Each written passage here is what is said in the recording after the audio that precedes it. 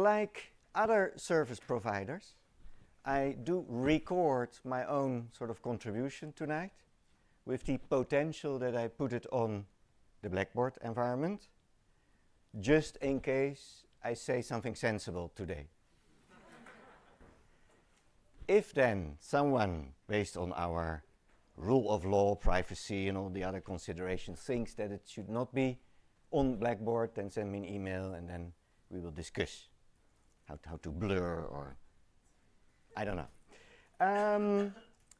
My name is still Ernst van Bemmelen van Gent and I'm a lecturer, and today we will do 4 things. We will do a interactive, technology-based, who is who, 7 minutes with cities and interest and stuff like that with wooclap.com. We will look at the planning and the expectations of the RTT, the thesis, with deadlines and stuff like that. And we will, before or at least after the break, go over all the actual items of the assessment form. And the research question, the hypothesis of today and the upcoming 300 days is that if you know those 9 categories of the assessment form, then you can align your product, your thesis, in such a way that you hit all those items 100% and get a 10, as promised last Monday. And why discussing that? Because, like with other texts, these categories contain words, and these words can mean many things. So what we do is interpreting words. And in that sense, we are doing exactly the same today as we do in other classes where we interpret words. But now these words are directly directed to you and concerning you and dealing with you. So law is interesting, but this sort of 2-pager is today the most important. I mentioned already the fact that I'm a researcher, I'm a lecturer, I'm a attorney at law. My bar association obliges me to announce that. I don't know why, but maybe that you then watch your steps, or I don't know. In my research, I make a distinction in the types of practice a legal professional can have in 4 categories. And I wish to share that with you because one of that categories, the scholarship, the legal scholarship branch of the legal profession, is especially important for you today because your thesis is a product in that realm. Let me explain. So you could define legal professionals along areas of law. For instance, labor law. But labor law as such means many things. For an employee, it means protection against the employer. For an employer, it means sort of guidelines how to treat an employee. For a legislator, it means that they have to make labor law. For a judge, labor law means that they have to adjudicate on labor conflicts. And for legal scholars, with the label I'm labor law, you have to review and study labor law. And so, in my view, areas of law are not very helpful to identify, to distinguish, to define what a legal professional actually is doing between 9 and 5 as a job. And as an alternative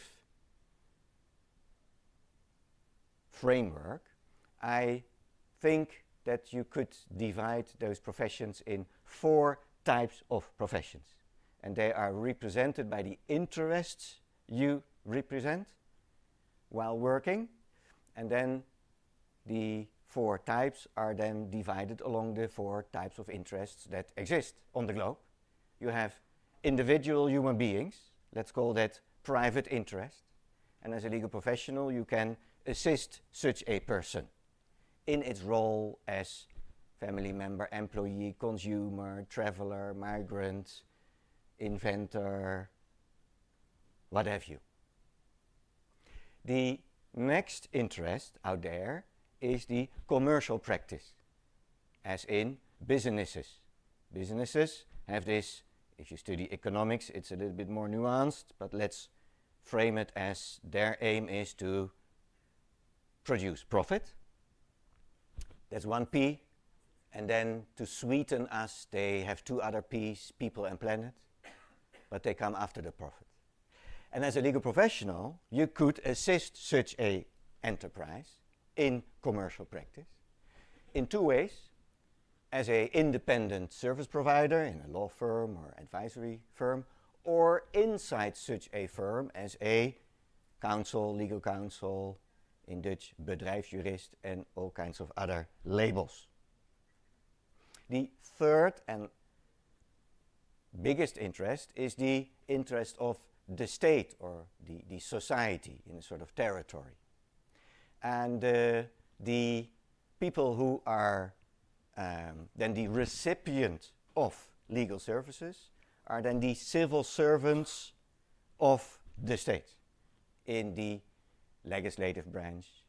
Then if you're a legal professional, you're a law-making jurist in the broad sense of the word.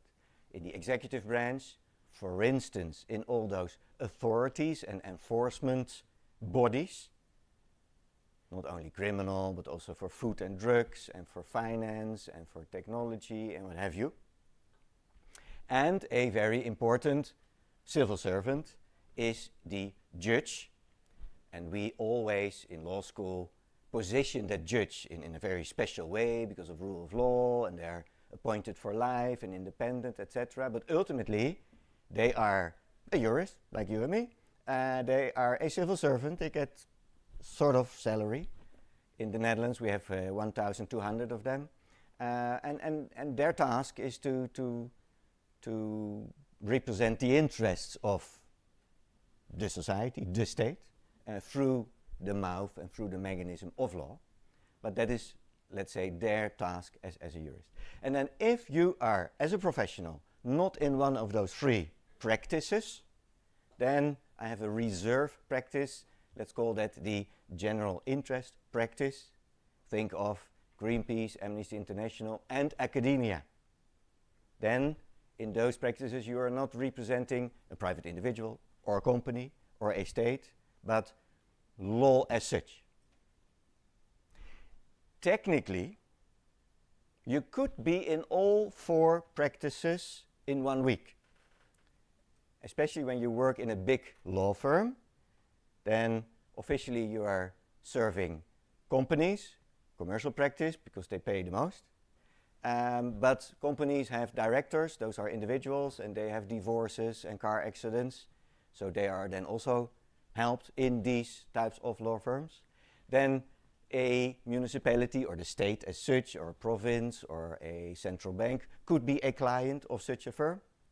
And then many of these high rollers in the big firms, and we all know where they are, in the big cities, in all the countries, they quite often have a position as a part-time professor in one of the universities. So those legal professionals manage to combine all those practices. Each practice has its own type of product, type of style, type of language, and you can imagine how you could divide it. So if you have private individuals as clients, you need to write and speak in a sort of very understandable way. We have in Europe language levels A, B, C. We tend to talk C2, and 70% of societies, plural, has a B2 as a maximum. So in private practice, you have to speak B2-ish language or lower. Where maybe as a judge, you need to be very precise. You cannot avoid to speak C2, etc. And these types of considerations are a underlying theme for your thesis. Claim 1, a thesis is a typical product of the general interest practice. Meaning that in your style, in your recommendation, in your approach of that project, you are not writing as if you are assisting a private individual or a company or a state. Why? Because that is not objective scholarly writing. So one of these criteria we will discuss after the break, the most complicated one, has to do with this theme, and that is why I present it right away.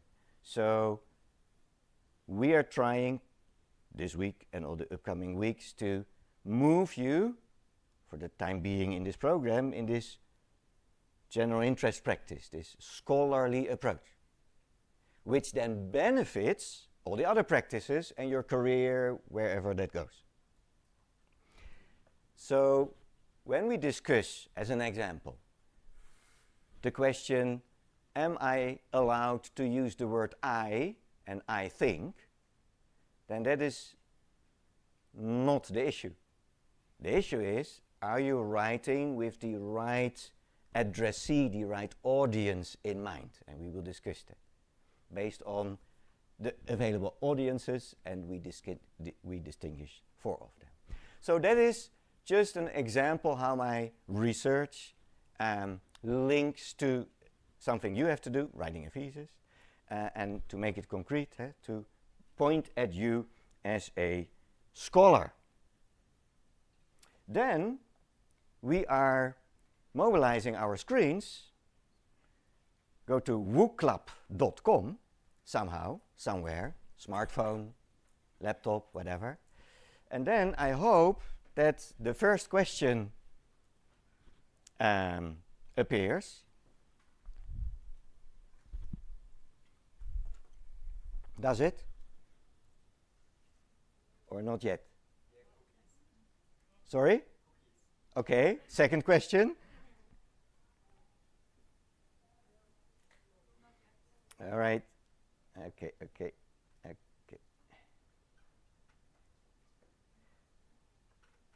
And now? Yes. All right. The question is, in the first theme of the night, who is who? We are now starting to talk about you. In which city are you currently living? And then broadly understood. So I'm not asking for a municipality registration, but according to your feelings and own definitions. All right, let me see.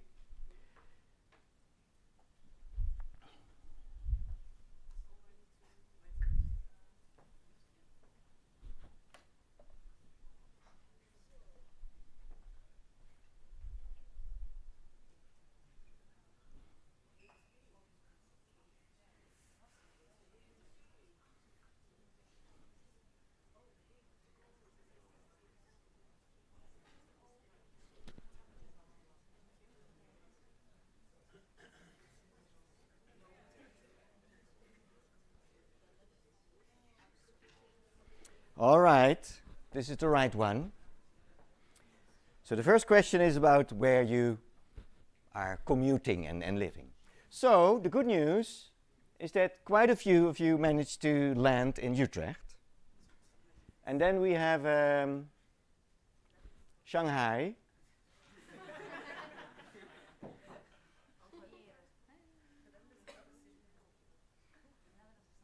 I'm living in The Hague. I was born in Zeist. I've lived in Arnhem. And the Dutch version of The Hague is Den Haag. Yeah, wonderful. Okay, let's move to the next question. And that is about your previous degree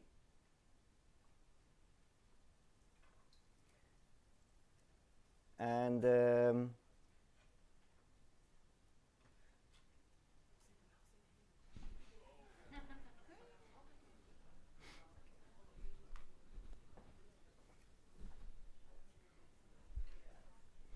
and this is always interesting.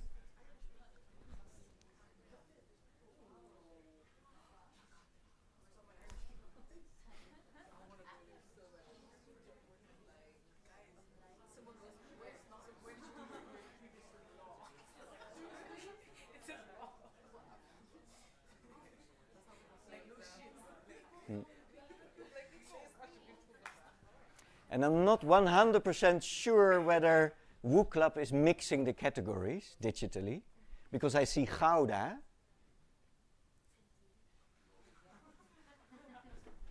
I know Gouda as a train station. Just kidding. Yeah, cool. Groningen, Utrecht, The Hague, wonderful. Okay. I will post this on Blackboard. And then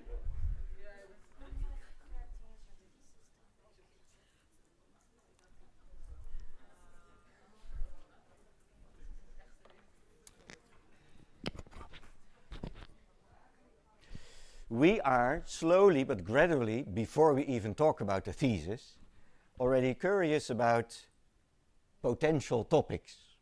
One of my daunting tasks in December, January is to do a matching exercise between your thesis topics and 15 supervisors. A sort of human-operated Tinder exercise. And it starts today. Is it open?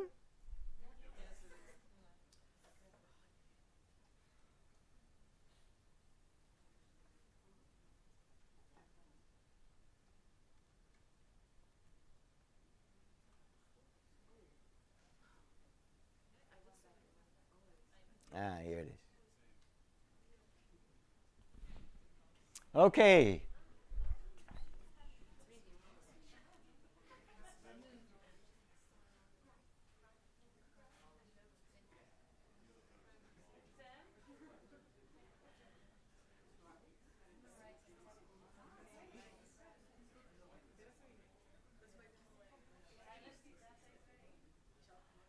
Yeah. I see ethics. And I see Dao, which is one of the schools of ethics. I see digital ID, consumer protection, cybercrime. And these word cloud software programs are not very intelligent. So cybercrime and cybercrimes are two entries, where we as a legal scholar would say, well, that is potentially one category. Crypto assets, blockchain, tiers. I like that one.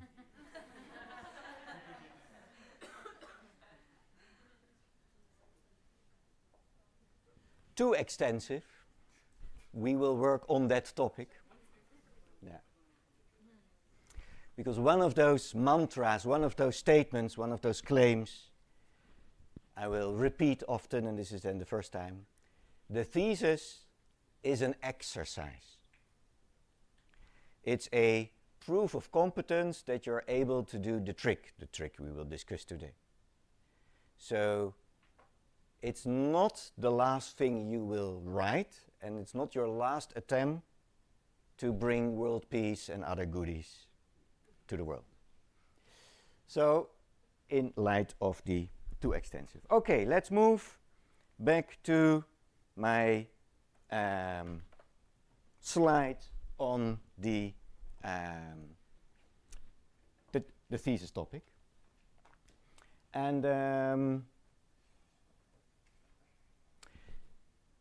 And let's discuss the link between the 4 main courses of this LLM and your thesis topic. And what I wish to share with you links a little bit with my idea to not look at legal professionals as areas of law, but from this interest perspective. So let's first redefine the 4 main courses in terms of practices. Let's take the course in the upcoming quarter, Rule of Law, where I'm one of the workshop lecturers, and that is about, let's make it easy, about fundamental rights. And the claim and the message is that in all the practices and in all the areas of law, fundamental rights play a certain role. They form the rock bottom, they form the framework, they form the boundaries within which you can operate and move and not beyond.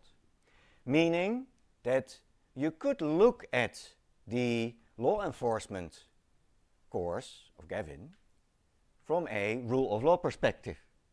And actually, every other week, certain fundamental rights are discussed in the enforcement class. Among others, one of the fundamental rights being privacy, broadly understood. The regulation of markets is also, or could be framed in a rule of law and fundamental rights framing, being the fact that it's a fundamental right to own property. Protocol 1, European Convention of Human Rights, to own property, being a company, a intellectual property right, a machine, a technology. So that is a fundamental right. And it is not up to states to regulate or limit the use of property without good reasons. So you could look at the whole phenomena of European market regulation as a sort of constitutional course in what are we allowed as states or European Union to do against these companies out there. The consumer protection or the consumer course upcoming period could also be framed in this fundamental right framing, being that the aim of European Union consumer protection regulations in the broad sense is to protect those fundamental rights of consumers, of privacy, of their property in the sense of their income, hence regulation on the amount of interest rate banks may charge, which is not necessarily technology, but as an example, how you could frame consumer protection. But the other way around, let's take the private practice, let's take the consumers of Bram Duivenvoorde, period 2, and then take that as a framing of, for instance, the course of Siebe de Vries and others on regulation. Because the whole aim of European Union regulation of market technologies is to protect the consumers and to achieve such a protection through the realization of a good functioning market in the sense of the right amount of products on that market in the right quality for the right price. That is one of the ways how you could frame such a whole course. Similarly, the enforcement course could be framed as an whole exercise around suspects. So if law enforcement is about, in lay terms, chasing suspects who are breaking the law in the broad sense of the word, then one way of framing that, as criminal lawyers quite often do, is, okay, prove it. So let's start with the suspect, and then you have to arrange solid legislation to justify enforcement, and then in exercising these authorities, you have to take care 24/7 of the rights of that suspect.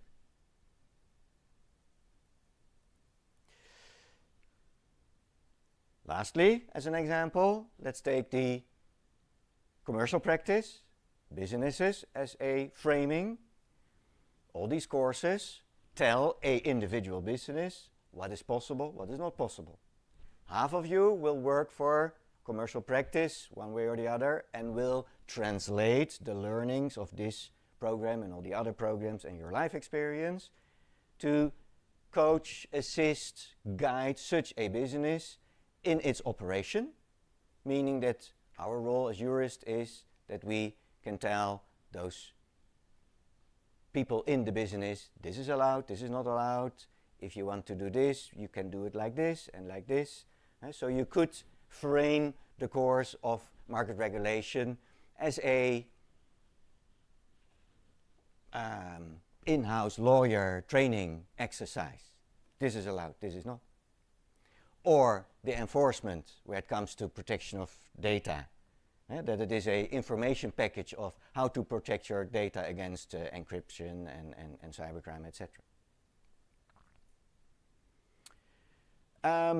And in such a way, I invite you to develop your ideas about your topic and your thesis.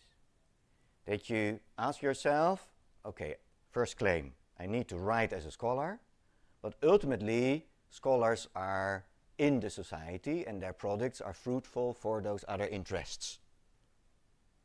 And that is obviously part of the equation, part of your content. So almost all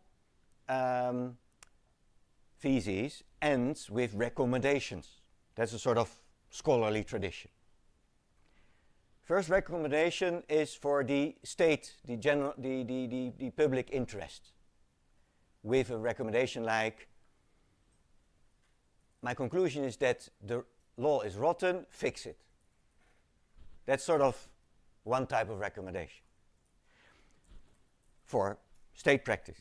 Another type of recommendation pursues the interest of the commercial enterprises with words like, now we know the boundaries of behavior of this type of product provider or creator. So if you are in that industry, please read my thesis and act accordingly, roughly. And the same with private practice, where some individual rights in transportation, traveling, migration, online consumption, that can all be translated to recommendations for individual persons, like don't click on the OK button that often because that does not work or is a fallacy or wrong in the first place, or all kinds of other recommendations average students make on the basis of their analysis of the law earlier. So my next question to you is to envision, no, wrong start. The reality of legal education and law school and the legal industry is that we are organized in areas of law. So Utrecht University and most other universities on the globe have public law departments, criminal law departments, private law departments, and international European departments in Europe. The technical design of the four main courses is on the basis that each of those four departments are offering one course with a separate theme and separate secretaries arranging blackboard and rooms and stuff. So you are a customer of four shops, not one. And accordingly, the supervisors are coming from all those four departments, meaning that in their workload, they have, let's say, their Dutch students in their masters 100% on private law or criminal law or international law or public law, constitutional law. And they have this unique master where all those departments are collaborating for one group of students. And the next question is to envision how you could translate your topic, your preliminary topic on the screen to such a division. So I ask you to help me a little bit, not only today, but in the coming months, and especially in December, to hint in your thesis proposal, which is one of the deliverables we will discuss in a minute, pertaining to in which department you would ideally see the home of your supervisor. And then, after having landed such a supervisor, and we will discuss that also, there's an event coming up in December, and then we return to the focus of the scholar and the interest, and not on the area of law, because that is quite often not helpful enough. So when I make this claim concrete, then the market regulation course is of the International European Law Department. The law enforcement, I call it cybercrime, Gavin hates me for that, but the law enforcement in a transnational setting, the longest title of a course ever, is having a home in the criminal law department with the name Pompe Institute. The period 2 course circling around consumers is having a home in the private law department with also the name Molengraaf Institute. And the rule of law course is having a home in the department with the name Public Law and Legal Theory. So all the philosophers of law are in that department. So if you want to write on ethics and Tao, try to arrange it in such a way that you have a supervisor in that corner of our law school. So I share this with you so that you can trigger our Tinder matching activities with the appropriate buzzwords. So if you want to end up with a public law department person who can do commercial practice, private practice, as claimed earlier, and then the buzzword constitution or fundamental rights or legal theory are then ideal. If you want one of the supervisors out of the community of the International European Law, then buzzwords are Luxembourg, Brussels, regulations, stuff like that, and so forth. You can do the math. And that is my idea of coaching you in your thesis trajectory, as claimed earlier. I believe, yes, this is then the last interactive thingy. Is it open? All right.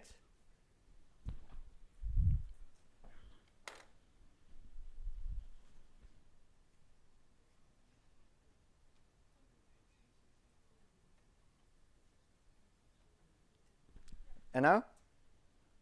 So this is just a preliminary guess-based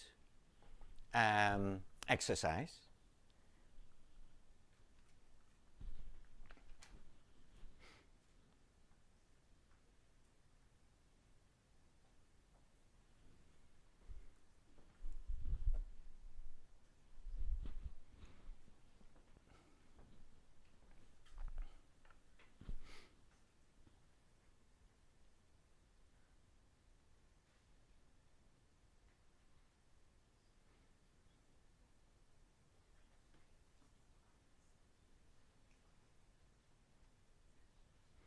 And obviously, one of those claims I had on Monday is that each course you are in is the one and only theme you want to embrace.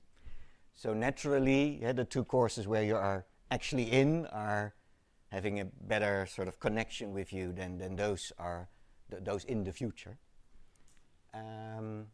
Okay.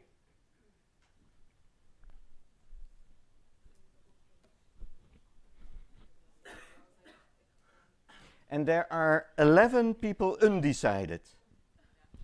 Can I push them for one more minute?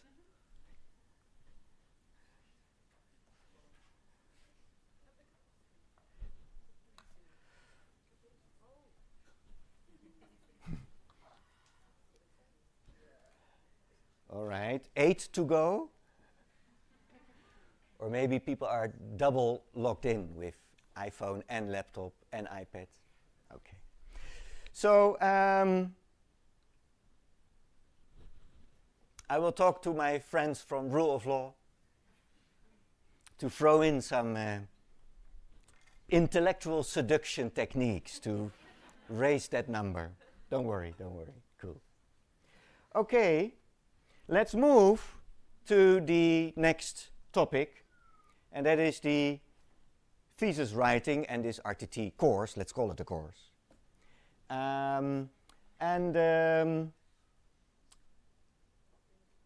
Let's settle on the definition of a thesis.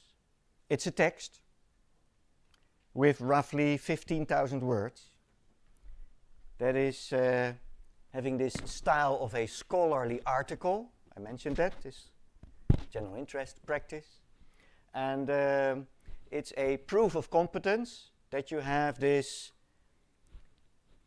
collection of learning outcomes defined in the brochure and in the course description, Schedule 2, which could be summarized with academic thinking and working competencies. Those are the highest level of skills and capacities we recognize on the globe. And that means that being an academic or an academic graduate means that you are fit for all the difficult jobs out there. And the definition of a difficult job is that your boss is not knowing the answer of the stuff you are working on. And if you're lucky, the salary is correspondingly at the highest level. Although there's a very odd tradition on the globe that, for instance, female human beings doing the same work getting less, and other things. So guys, I'm looking at you. Don't allow that to happen in your future companies. And the girls, don't accept it. All right. Female students, women. Proof of competence means, what I said earlier, and I repeat that quite often, that you only have to show that you can do the job, that you can do the trick. In the sense of a thesis, that you can identify a topic, a research question, collect data, write some form of bundle of arguments, reasonings, inferences, a conclusion, title page, footnotes, numbers of pages, done. If you are in a research master, 2-year master we have here and some other space, then there's an additional requirement that you have to solve a new problem out there. But that is not necessarily what we are looking for in this thesis. So if you are capable of processing existing knowledge and existing theories for a newish topic and setting, that's the expectation. Because that is what academic working and thinking in the labor market entails. So look yourself in the mirror and don't exaggerate. Don't think that this is your last chance to come up with the world-saving theory and stuff like that. And why do I emphasize that? Because all human beings, including myself, when you're in a topic, you get enthusiastic. And this is what we do as humans. Then we think, okay, let's solve it once and for all. Quite often, the topic or the problem behind the topic is sort of outrageous and problematic and really hurting people. So slowly, from a sort of technical, theoretical discussion, we move to hotter ground where we realize and say out loud that the topics of law and law and technology in particular are complicated and really affecting people, and maybe that technologies cause misery, and the average interpretation of what the underlying aim and theme of a legal professional is in the first place is that we are on the globe to alleviate that misery. So there's no website of law schools where we say we train you to increase the misery.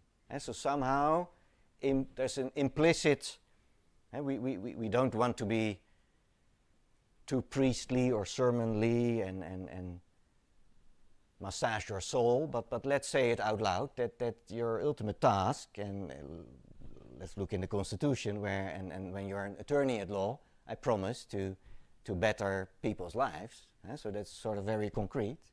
So that is a component of being in a topic, and then a factor, a energy source to push you so much that you are not finished by Friday, June the 30th, 2023. So one of the things we do as supervisors is to say we love your topic, but please cut it in 10 pieces and then select one. And then 1 month later, we do the same exercise. So you end up with 1% of your original project plan. All right? So maybe you can smooth that process by, in your preliminary proposal, January-ish, that you make a list of the components of your topic and tell me and the supervisors, and I already myself cut it in 10 pieces and my thesis will be this part. To show that you know that you have to focus, limit yourself and be precise. And point 4, 1.4, that exercise is exactly what most of you will do in your future career. Not necessarily in the scholarly industry, but every little piece of topics in a company or for a private individual or in your state practice is similar, with even more hysterical deadlines. As in, Monday morning you get the problem on your table and Friday you need to be done with 10,000 words. So what we simulate with 40 weeks in total and 10 weeks very concrete activity, you will repeat, but then 100 times faster. Alumni, students tell me. And they survive. So you will complain, and you will suffer, and tears maybe even, but it's nothing compared to what's awaiting you. So the only... yeah. There's a solution. Don't work. Continue education, but at a certain stage you run out of money or like that. So that about a thesis. And then please realize that you saw many scholarly articles already in the reading list of the current courses and in the past 5 years, whatever you did before, you encountered scholarly articles. So you're not the first one who is inventing the concept of a scholarly article. The bad news is, don't tell my colleagues, that quite a few scholarly articles are not that good. So when I say, please copy what is before, please pick the good ones. Example, there my colleagues agree, half of all the scholarly articles out there do not contain a research question, which is a sin in higher education. So we need this imbecile-proof section of your thesis, my research question, and then please do it in prose and not as a bullet point, but we need that. Although the examples are not doing that.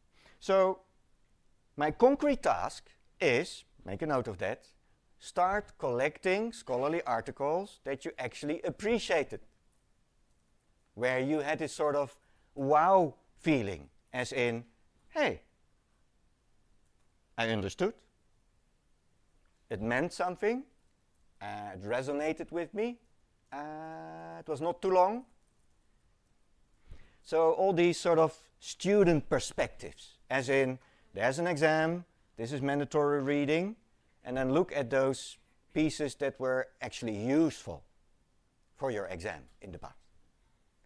And then we are digital, so put them in a special folder, my good examples, but if you're a little bit old-fashioned, make a print, and then put it somewhere on your breakfast table as a sort of inspirational piece of writing. Well, and I mentioned it, point 3, the idea is that you do it yourself. Again, your future career entails solving problems that no one knows how to solve, so by definition you have to do it yourself. And then yes, we talk about teamwork, and yes, we are working in teams, but within the team you have to solve your problems yourself. So teamwork does not mean that you're there for the coffee and that others are doing the work. And so don't misunderstand this sort of teamwork that when I don't know what human rights were anymore, then I can ask. No, that is not how workplaces are. You're supposed to know your stuff. And that is what we simulate. And then the RTT tries to assist, and that is then the reason why I will explain all those components. Let's start with some rock bottom planning. There are 7 items. There are 4 lectures. There are 4 tutorials. And there are 4 deliverables. Deliverables as in very concrete items you have to submit digitally in time, and if not, you end up in all kinds of problematic zones where no one wants to be.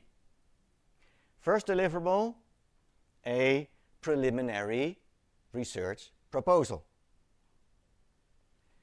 A topic, a research question, a little description, some literature, a hint for the Tinder matching process. And on the basis of those preliminary proposals, I will do, in collaboration with the whole team and all those 4 departments, the matching process. Deliverable number 2, on the 13th of March, at 8:59 minutes, that is on a Monday, and that's 1 minute prior to the start of a new cycle of Capita Selecta. So that is the last minute of the previous weeks. That is the official final research proposal. And deliverable number 2 brings you 2.5 credits. And that is a full swing proposal containing all the ingredients and descriptions of the ingredients of your future thesis. Meaning that by then you already have read and observed and searched 25% of your data and your thesis content, meaning that whatever plans you have in these seasons holidays, also known as Christmas holidays, but that is not inclusive, skip all those plans, thesis. the research proposal is assessed by your supervisor and the second reader. The second reader is a colleague, also having students, and then we have crossover readings to avoid that one supervisor is getting lost in appreciation of work. So that is a 4I principle. And that second reader, you meet again half a year later in the assessment form, where there's a second reader signature under your final grade. So he is, or she, is the sort of hidden, you know the name, but you're not actually meeting that second reader. But that is the second audience you write for. So supervisor is the first audience, second reader is your second audience, addressee, and then mankind is your third audience. All right, so in that hierarchy, to be pragmatic. Then on the 12th of June, that's the 8th week of period 4, you have to hand in a full draft thesis.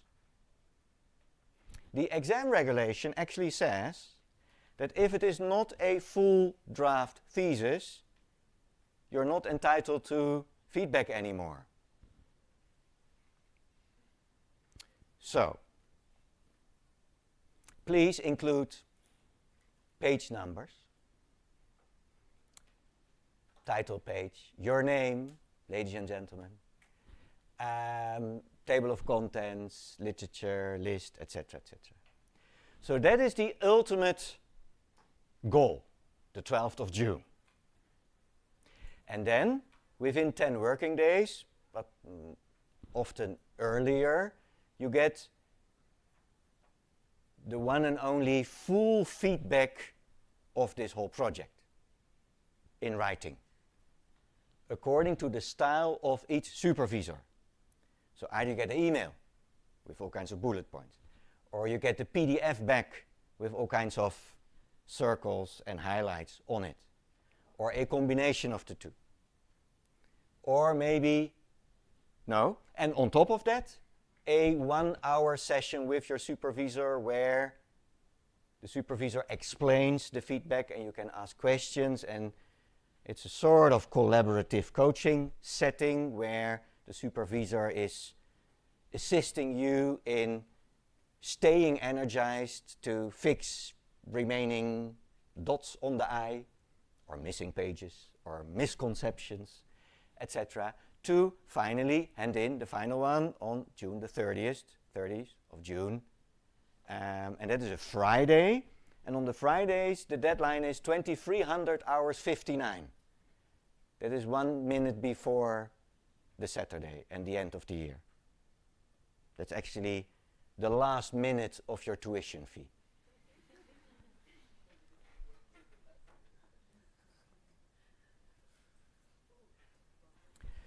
So that is the basis, meaning that apart from some technical nitty-gritty, we have this plagiarism test software called Urkund. Each supervisor has a Urkund email address, like Ernst van Bemmelen van Gent .urkund. or @uu.nl or something like that. Send it there. Send it to your supervisor, send it to the second reader, send it to your mother or friend or others who helped.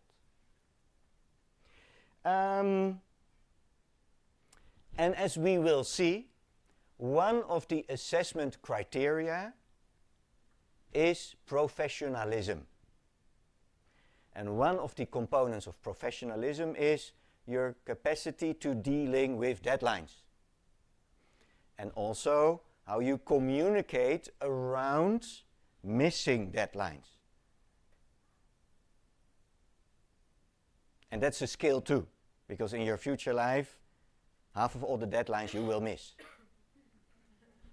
And then you have those managerial phrases like manage expectations, as in sending emails, but not that the world is going down, but that somehow you will deliver a little bit later. So not too much tears in your communication, but not too little. So that is a skill in itself, isn't it? I see some experience. No, but on birthday parties you hear people talk about it. Get it?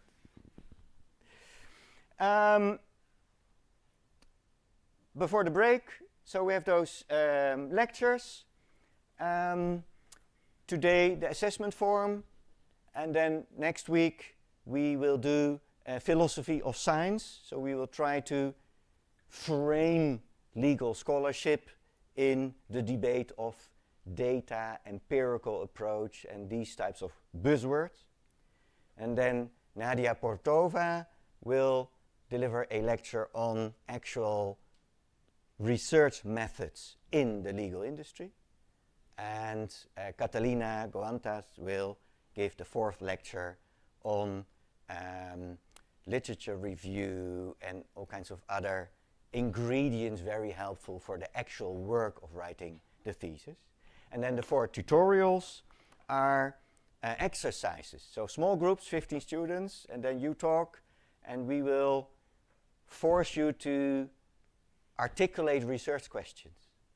Because hypothetically you're all capable of doing it, but when you actually have to do it, then so you're, and that's sort of brain programming. And so we work on grammar and sentence constructions until you hit a line that looks and feels like a research question, and so forth.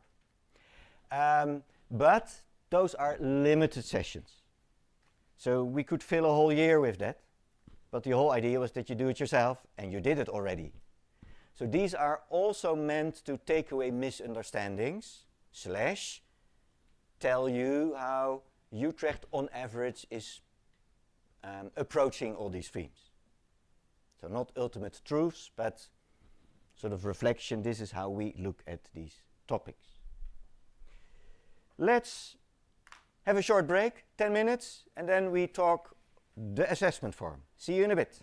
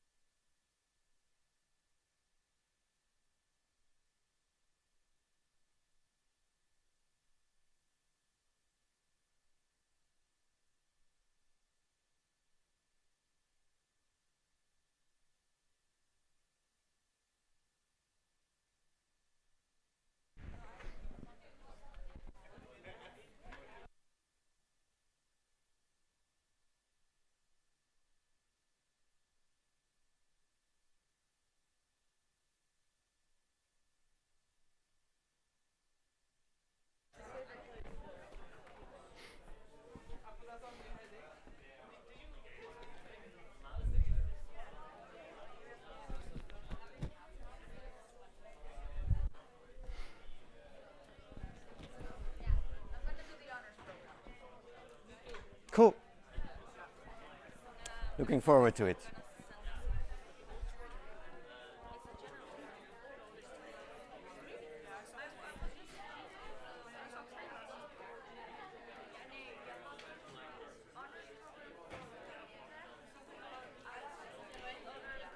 Yeah, so you have de universiteitshonors, multidisciplinair en de law school honors. Dat is er maar één. We kunnen ook gewoon af en toe lekker Nederlands praten, toch?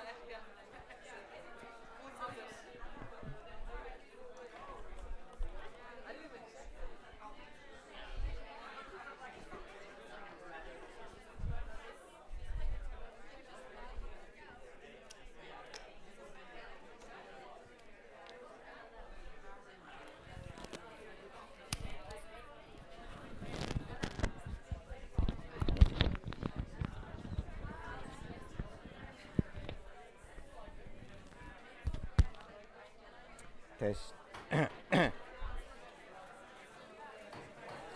Test.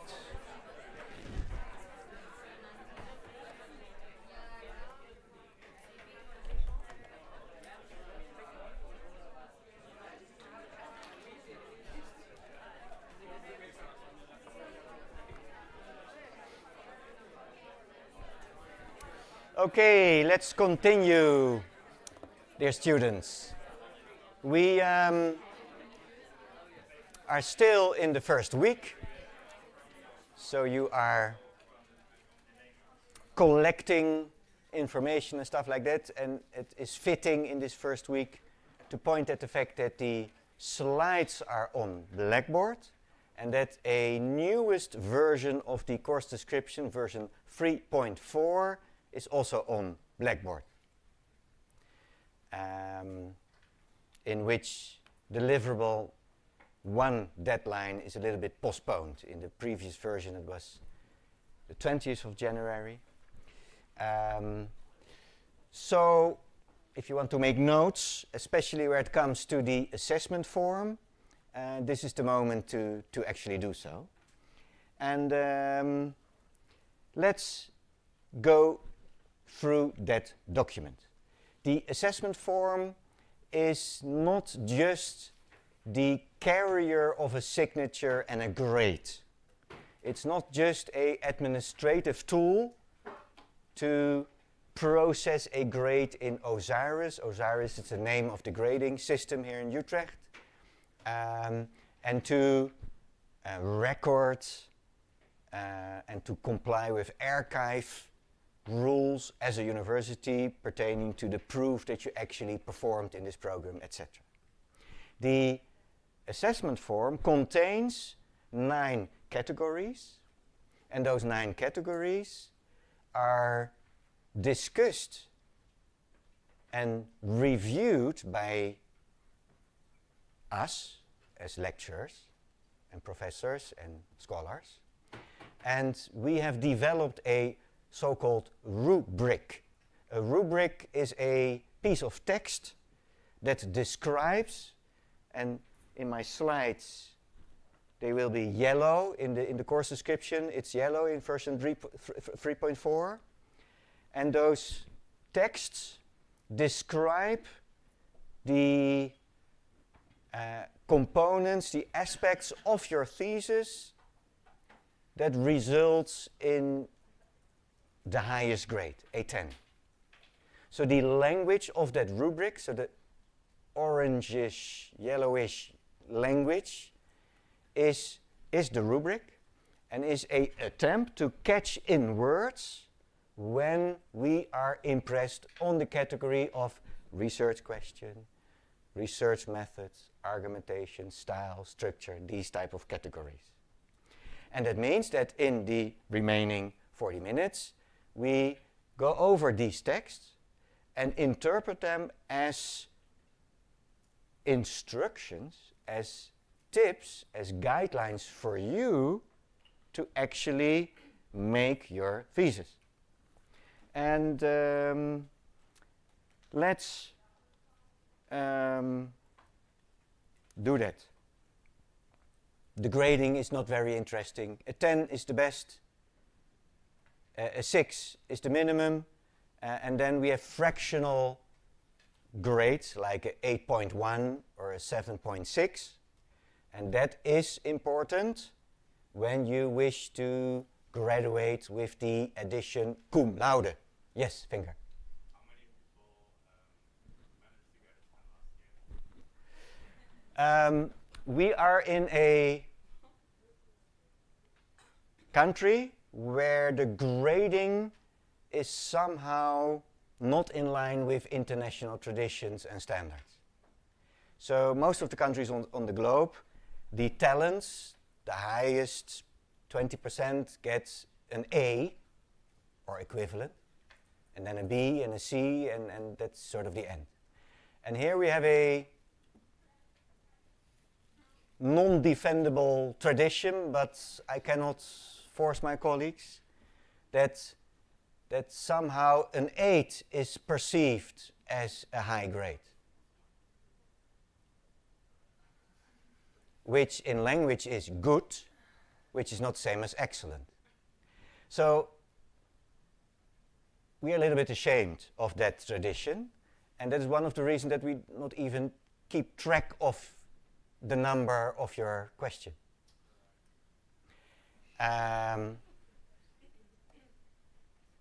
We don't know, but not many. Let's say 0. Yeah. But I'm still young and ambitious, so this will change one day, but not in your LLM. However, the cum laude is something to go for, and that's a program-brought achievement. And sometimes you need, with the 15 credits at the end, not a 7.4, but a 7.7. And then, politely and discreetly, establish a channel of communication with your grader, with the framing, if in a reconsideration in the light of the cum laude, there is some room. I would appreciate that, language like that. And so that is something we can achieve, but the 10 I cannot promise. But I frame it as such. And the rubric basically suggests that when you hit all those items, that you then deserve our ultimate glory and appreciation and so. In the back, fingers. This. What's the average point average that you have to get cum laude? Cum laude, what the average you need is an 8 across the year. But there in the exam regulation, it's a little bit more fine-tuned, but this is roughly bottom line. Could you just clarify the pass mark 6 and then within brackets says 5.5? Yes, so the 5.5 is the pass threshold, but to avoid confusion, for the thesis, the exam regulation says that it is a 6 as a threshold. So the total has to be 6 basically? Yes. But each deliverable can be 5.5 as long as the average is 6 by the end of it? The good news is that there's only one grade. No, but I meant for like the deliverables, like the preliminary. They are not graded. Okay, thank you. Because they are part of this sort of process. And the proposal is a pass or fail. There's 2.5 credits. Yeah, good questions. I'm not sure if you mentioned that before, but will it be a presentation of this chapter work? Say it again, will it be? A presentation of the thesis? No. The question is, will there be a presentation, oral presentation, PowerPoint? The answer is funny enough, Utrecht University does not have that as a tradition. And that is a pity, because by the time, so one of the experiences is that by the time you hand in your thesis on June the 30th, you know what your story was. And it would be a good tradition to allow you in 50 minutes to actually tell that. Because that's always much better than the text. And lifts the grade in all the institutions I worked with. However, that's not part of the tradition. So, to be honest, it's a little bit autistic at the end. Because there are no classes. Each of you are somewhere on the globe, emailing the thingy. And that's it. But the good news, in the fall 2023, we meet again at the graduation. Yeah. Let's move to, and this is not the last time we will discuss grades. Don't worry. But it is important. Thanks for all the questions. Let's do the first category, the category of the research question. And the slides are on Blackboard and the assessment form and the course description. It starts with a sub-sentence, to a large extent independently, bracket, with some feedback, etc. This already means that we are only giving some feedback pertaining to the research question. If you ask for more feedback, then the rubric and the sort of thinking works as follows, that it is more than some feedback, so you are less achieving the goal of this category, and that results in a lower grade. And then the question is, what is some feedback?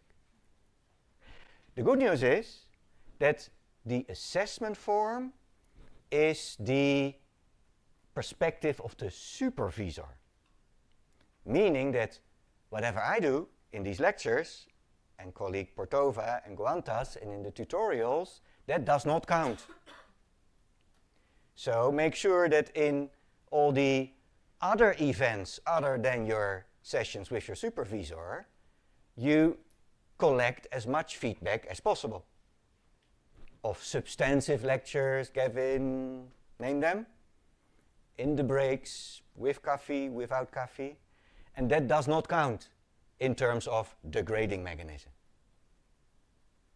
Meaning that by the time you meet your supervisor, you are already knowledgeable about the definition of a research question, which we cannot deal with tonight, but in the coming weeks we will touch on it. It's a complicated topic, but whatever it is, you have drafted it, meaning that you produced a text. We will exercise it in the tutorials, but you will do more often, among others, in the substantive courses, because you have to produce all kinds of midterms and essays, etc., and they all have, at least implicitly, but preferably explicitly, some form of a research question.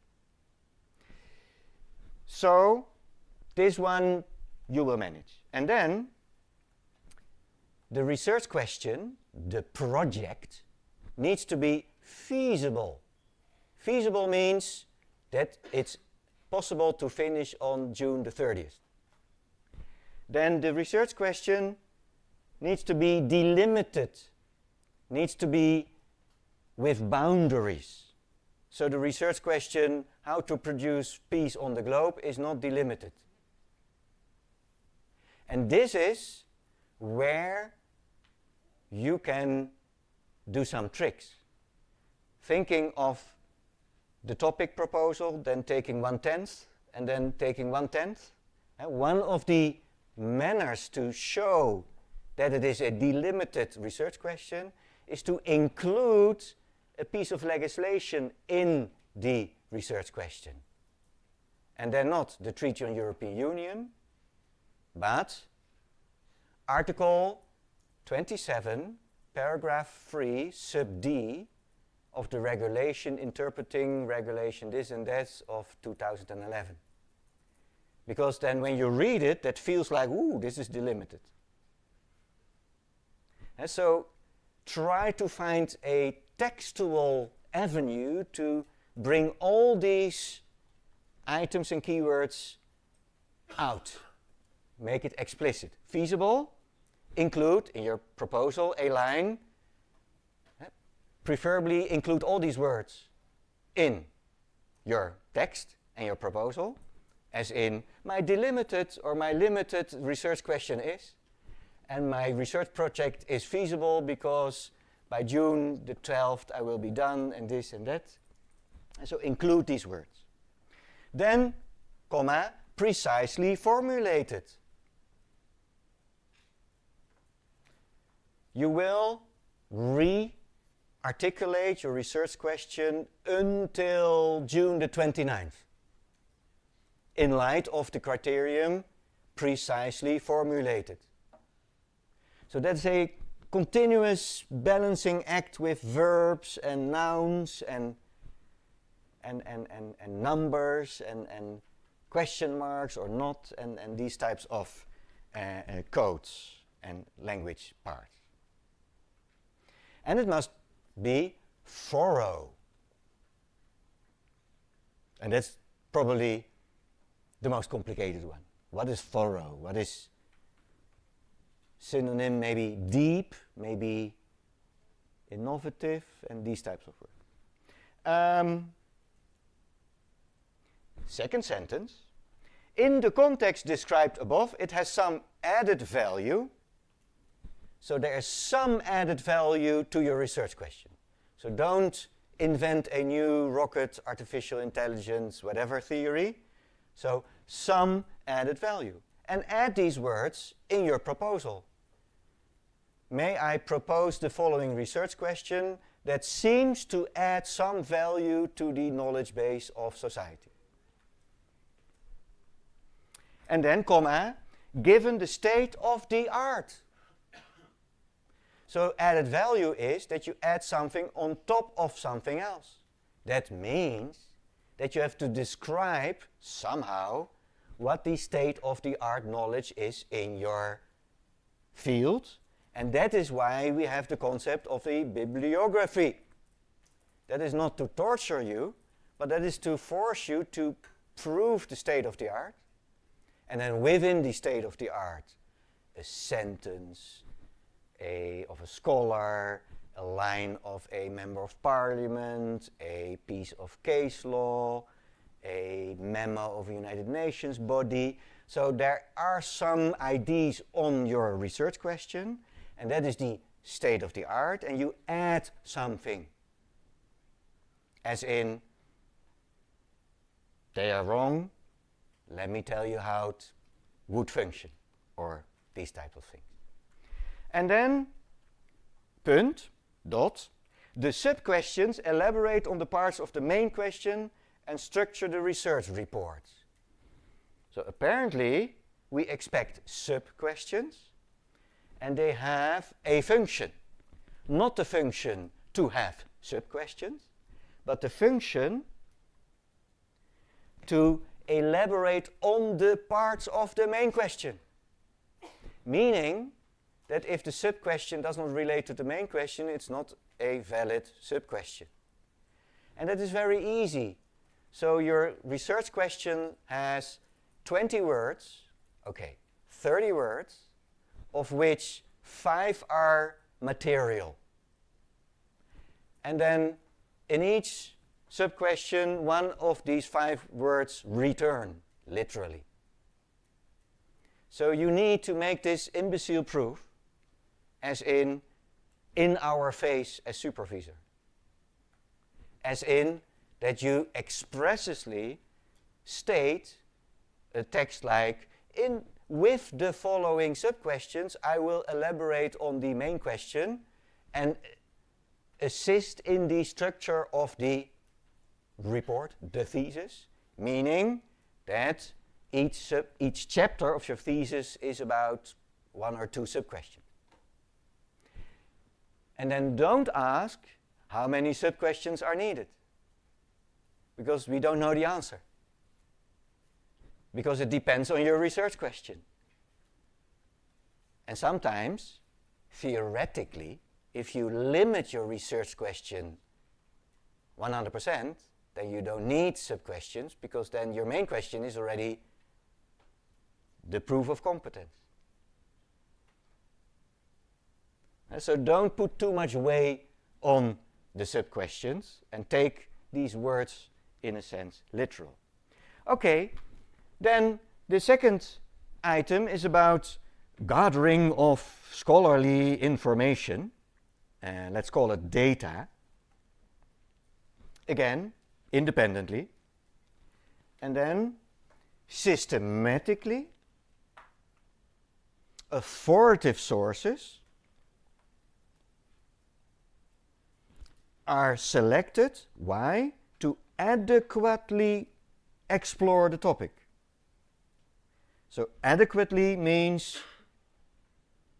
that it is sufficient to serve the purpose of exploring your topic.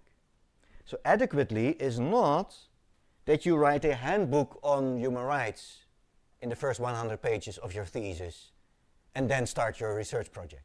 That's not adequate. So adequate also has a sort of mathematical component, as in 2 pages. So 2 pages is probably adequate enough where it comes to one type of authoritative sources, being the exploration, the descriptive part. Then second sentence. The state of the art is identified in terms of what is known and what is not known. So most students have a half attempt at disclosing what is known, but please take the second step and point, in the light of your research question, what is not yet known. And that is obviously something you struggle with, because you feel young and inexperienced, and who knows who solves your problem somewhere else. But you have language, as in, it seems to be a non-solved issue, blah, blah, blah. You don't have to claim it 100%. So use language to cover your ass in that sense, that you say, okay, I did not read everything out there, but on the basis of my adequate exploration, this seems to be not known, and here I am with my thesis. That's the whole idea. Next sentence. Some adequate reflections are given on the substantive relevance, depth, and argumentative value of the sources. So the ideal is that as a scholar, per source, you reflect on it.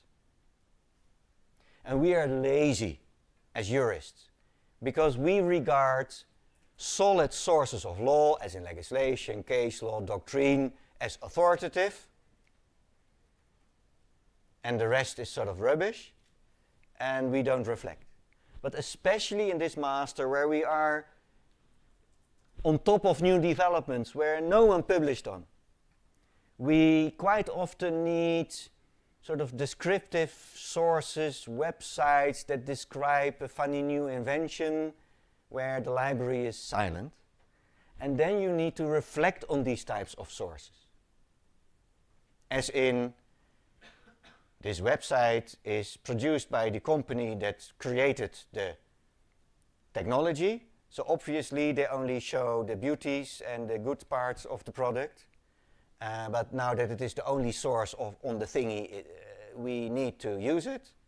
But we know who wrote it and guarantee until the front door type of reflection. And that is something crucial.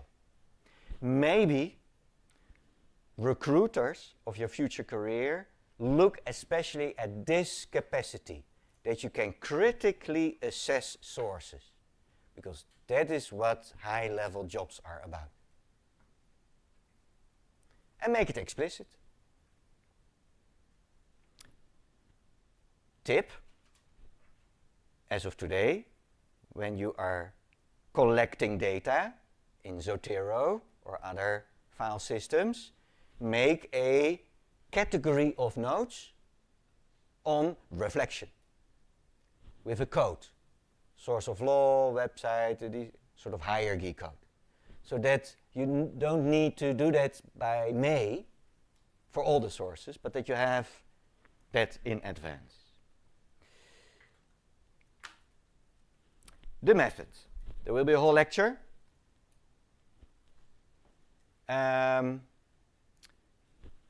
Keyword, sufficiently explicit. Meaning that there should be a sub-paragraph on the method. So you are not allowed, so I'm just a lawyer interpreting a legal text. This is a legal text. And apparently you're not allowed to do what half of the scholars do, having an implicit method. Positive law, don't shoot the messenger. So it needs to be sufficiently explicit and functionally sound for a focused and objective answer to the main and sub-questions. And this is the beauty of methods. So the whole idea is that you have actually a question, not a cover-up to write about privacy and other handbook stories. So the whole idea is that you have an actual question where you need a method to reach to the answer. And that's the beauty of method. And remember this sort of core characteristic when we end up in the swamp of the legal profession discussing legal methodology, where there's a lot of confusion and misunderstandings and misery. But the ultimate bottom line is in this rubric. The method is the tool to get to your answer. That's the bottom line, and beautiful. And then, last sentence, this method is carefully executed. So don't write your method section in November, do your thing, and forget to change it to actually what you did in the next 6 months. So there should be a 100% match between what is shown in your thesis as a report of your research project and what you defined as your method. So if one of the methods, let's in easy words suggest as an example that you will collect some case law as part of your method. And then if there's no case law in the rest of your thesis, that's then not carefully executed. Actually, all of you on Monday, the 23rd, the 25th of June, all of you will rewrite chapter 1 100%. So the best thing you can do is to actually delete your first chapter on the 25th, then read your thesis, and then make an introduction to your actual thesis. That is the best thing you can do. And only 10% will do it, and they have 9s. It's a difference of one point in my experience. But it needs some guts to push the delete button, because you put some effort in that earlier version. All right. And now we come to the crown jewel, argumentation. And argumentation is a word used by Dutch intellectuals to indicate a process, a brain process, and to indicate that in the language inferences are made that produces the end feeling that your text makes sense. And in the English language, argument means many other things, including fighting. And ultimately, this is about logic, and we will discuss that next week. But intuitively, we have a sort of understanding that you have a question, and then you have a cluster of arguments, and they together form the answer to your question and results in your end conclusion. So this category argumentation is basically chapter 2, 3, and 4, if you have 5 questions, chapters. Chapter 1, introduction, chapter 5, conclusion, and you have 3 chapters left, 2, 3, and 4. So the category in the assessment form is basically the assessment of 3 out of 5 chapters, or equivalent if you insist on having other numbers of chapters, 3 or 7 or 10 or 13. Well, they need to be legally correct. They need to be convincing. They need to be capable of answering the main question.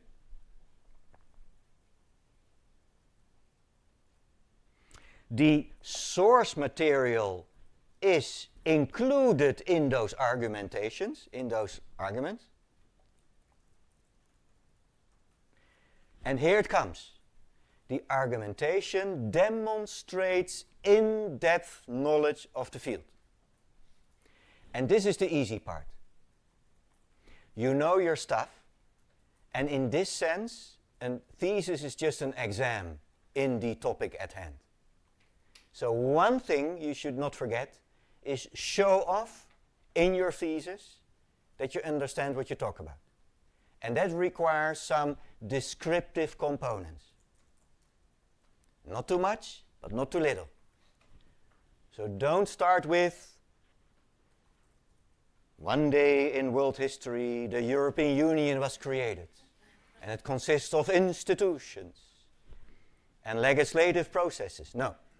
But the thesis as such, through the eyes of the supervisor, functions partly as a sort of exam in that area. And it says, the arguments demonstrate in-depth knowledge of the subject. And that makes us happy, because in the start of the project you did not know all these details, and then you're one of us at the end of the project in terms of knowledge. And that makes us happy. So don't forget this part. And are adequately explained, relevant, coherent, and somehow original. Then, second item of the same category, the arguments are adequately placed in the scientific debate discourse on the subject. So, it's not just your argumentation, it's your argumentation as a sort of museum guide. So don't forget to put on some state-of-the-art paintings on the wall of your thesis that look down, as in Harry Potter, on your topic, moving, as an expression, as a translation of the criterion that they are placed, the arguments are placed in the scientific debate on the subject.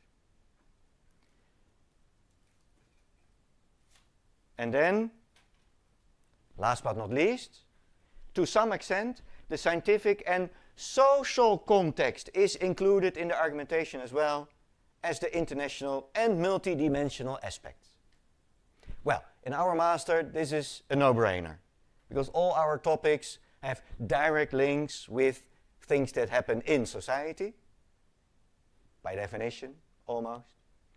And they are multidimensional in the sense that there's this technological component, political science, legal science, so most of you attract knowledge, state-of-the-art knowledge from multi-disciplinary corners, and make that explicit.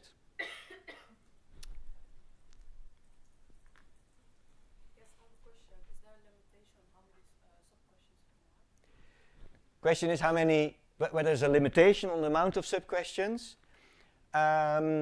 Yes, they're by definition connected to the main question. And now that the main question is 10% of 10%, the sub-questions are also limited because there are not that many words in your research question. So anything between 2 and 5. But there are no official guidelines because it's independently done by you. That's a terrible reasoning, isn't it? We have to wrap up. Yeah, hang in, the rest. So category 5 are the sources. This is the footnotes. Pick one standard and apply it. And have a fellow student check it. You know, dots, spaces, capital letters, a no-brainer. If you earn $4,000 a month in 1 year, the least you can do is have a proper footnote. All right? Structure.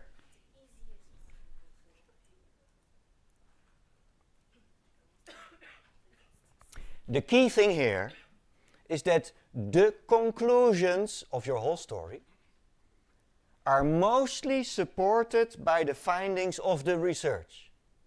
Crazy sentence, isn't it? Basically allowing some space for conclusions that are not based on your research, which is bizarre, but it is what the law says. And the structure of the thesis connects the different parts of the research report adequately.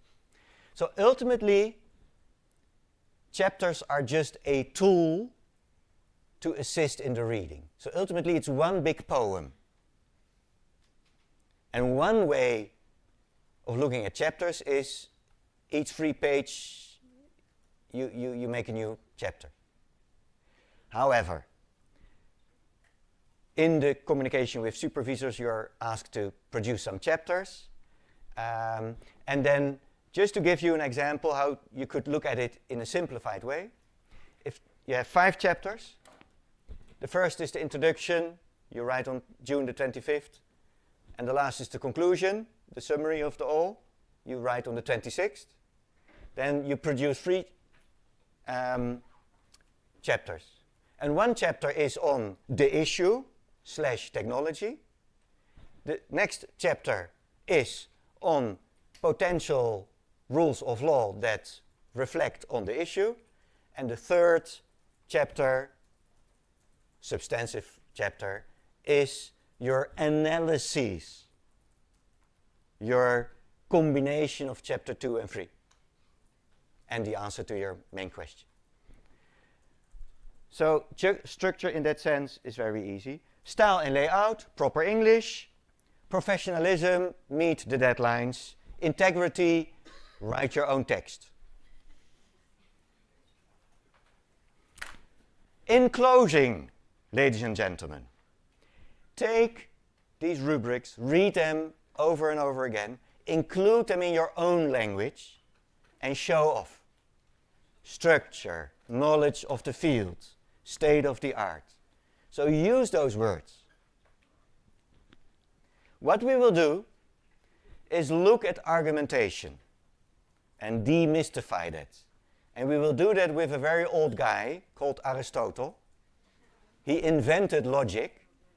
And basically the rest of philosophy of science and history of science is a, as they call it, a footnote to the work of Plato and Aristotle. And some other approaches. We will say a few more things on when we advise you do what in the coming month, on top of what we already said today. And I call on you to apply for the honors program of the law school. Repeated call, the 19th of September deadline. There will be a legal writing support program So keep the Blackboard and intranet environment in your eye, and that is a sort of additional class for some additional language support. And I have 4 hopes. 1, that you enjoy the first week. 2, that today and the subsequent RTT events somehow help. My 3rd hope is that you excel in your thesis and that you are proving that you are pleasing yourself by doing it 1 step better than your previous theses and project. And so don't try to win the Nobel Prize, but take 1 more step from your personal perspective, at least. And I hope that all these tips and theories and talk will help to land you a job in 2 senses. 1 in terms of the subject. And so doing a research project helps you sharpen your brain what you actually like and helps you look for employment. And then because of your knowledge of that topic, you will land a job in the Netherlands or abroad. Are there any questions right now? 1.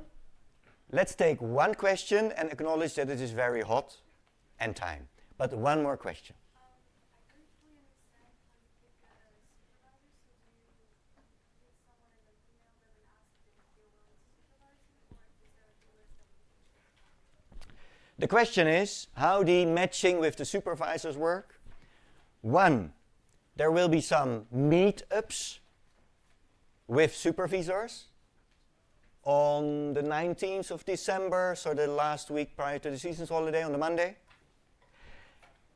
Then you will suggest and prepare your proposal in a certain direction, and then you wait and accept destiny, because then I do this matching, and that is a attempt to do a good match. And the reason that I'm optimistic is that you will rephrase your project anyhow. So maybe at first sight your match is not the desired match, but somehow it works out. So a little bit old-fashioned and not 100% a marketplace, but you can help me in the matching process. And there will be a list. Last afterburner. Yeah. So are there expectations for the thesis of the honors program, or is it the same? Like, is this more difficult, or is it the same, or is it everything in your expectations? No, that is different. So the honors program is a standalone thingy on top. Ladies and gentlemen, thank you very much. See you next week.